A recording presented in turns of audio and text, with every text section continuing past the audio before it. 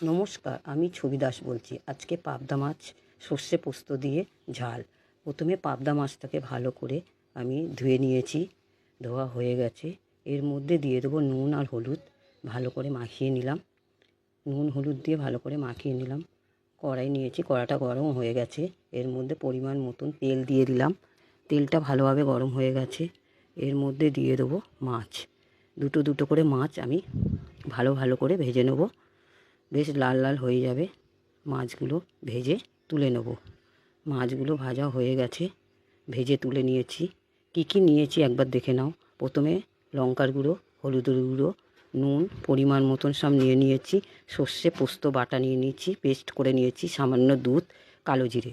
মাছে কড়ার মধ্যে দিয়ে দিয়েছি, যে মাছ আমি ভেজেছিলাম তার মধ্যে তেলের মধ্যে দিয়ে দেবো ফোড়নের জন্য কালো জিরে। তারপরে দিয়ে দেবো সর্ষে আর পোস্ত বাটাটা। এর মধ্যে দিয়ে দেবো নুন হলুদ পরিমাণ মতন, সামান্য চিনিও আছে। এবারে এটা ভালো করে নাড়াচাড়া করে নেব। কাঁচা লঙ্কা দেব, পরিমাণ মতন দুধ দিয়ে দিলাম, দিয়ে আবার একটু নাড়াচাড়া করে নেব। তারপরে দিয়ে দেবো ভাজা মাছগুলো ভেজে রেখেছি, সেইগুলো দিয়ে দেবো। বেশ কিছুক্ষণ গ্রেভি গ্রেভি হয়ে আসবে, ফুটবে, তখন মাছটাকে আমি হয়ে গেছে পাবদা মাছের ঝাল। যদি ভালো লাগে লাইক কমেন্ট শেয়ার করবেন, পাশে থাকবেন।